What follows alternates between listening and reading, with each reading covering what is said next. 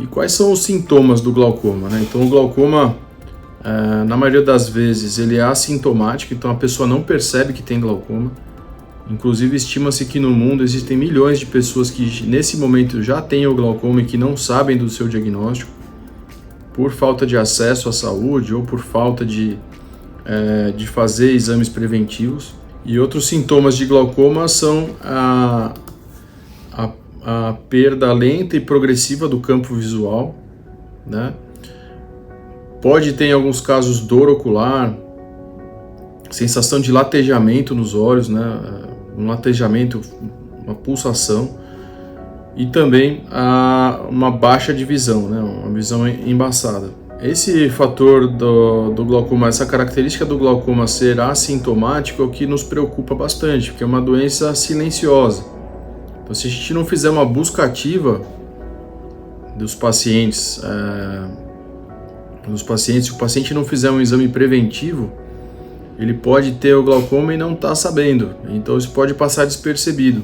A consulta oftalmológica ela não é só importante para se fazer a medida da visão, a medida do grau, mas a gente faz alguns testes, alguns exames dentro do consultório que são super importantes para diagnosticar o glaucoma. Então a gente faz a medida da pressão dos olhos, que a gente chama de tonometria. Esse exame ele pode ser feito através de uma técnica de não contato, né, que é a tonometria por ar. Você sente um soprinho nos olhos e consegue medir a pressão. Outra forma de fazer, que é até a mais precisa, é a tonometria de contato, ou tonometria de Goldmann, de um aparelhinho encosta na córnea e aí você consegue medir a pressão dos olhos. Outro exame super importante é o exame que a gente faz na lâmpada de fenda, e a gente consegue observar, né, as estruturas internas do olho da câmara anterior, né? A gente vê através do microscópio com aumento como que é a profundidade da câmara anterior. A gente consegue analisar se existe a passagem ali entre a íris e o esporão da esclera e a córnea é muito estreito.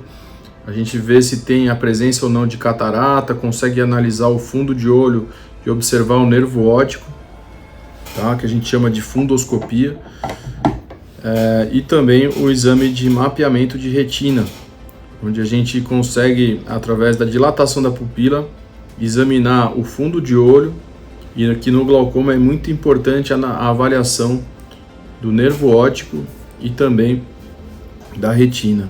Um outro exame que nos ajuda muito no glaucoma se chama gonioscopia, onde a gente consegue observar através de uma lente que a gente encosta no olho como que é esse ralinho de filtração do líquido que é produzido no olho, que é o humor aquoso. Então esse ralinho é chamado de trabeculado. Então a gente consegue analisar se o ângulo do paciente de drenagem ele é estreito, se ele é aberto, se ele é fechado, se é um ângulo que pode sofrer um processo de oclusão, de fechamento agudo, o que leva a uma crise de glaucoma agudo.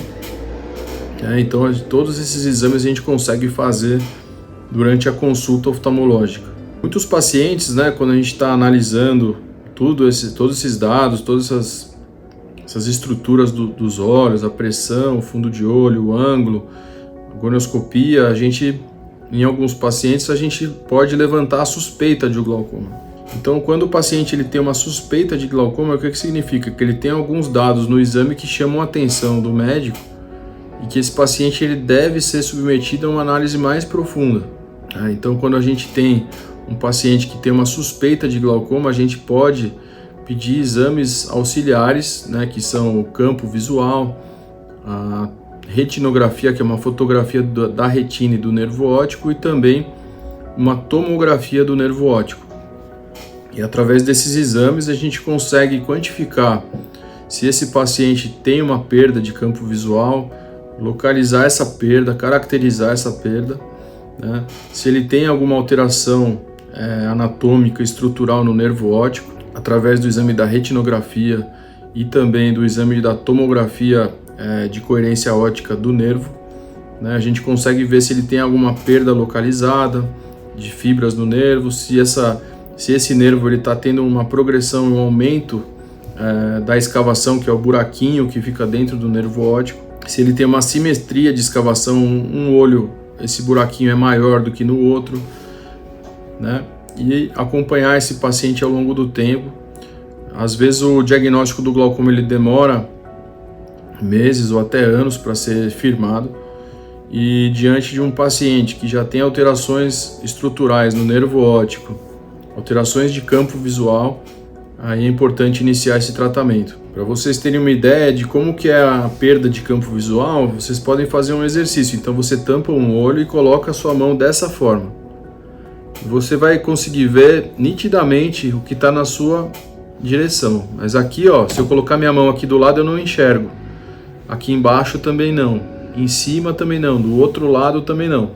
Então no glaucoma, esse campo ele vai fechando até ficar uma visão tubular, e depois nas fases finais com um embaçamento muito grande da visão e também com a cegueira completa. E uma característica do glaucoma é que ele é irreversível. Então uma vez que você perdeu a visão, você já ficou cego por glaucoma, você já teve uma perda de campo visual, se você começar o tratamento você não consegue recuperar o que foi perdido. Por isso o diagnóstico precoce é uma chave muito importante na prevenção de cegueira e no tratamento do glaucoma. Quanto mais cedo você detectar e mais cedo você iniciar o tratamento, mais chance existe desse paciente manter visão e boa visão por muitos anos. Então o tratamento do glaucoma a gente vai buscar uma redução de pressão no intuito de se estacionar essa evolução, essa piora de campo visual e de visão.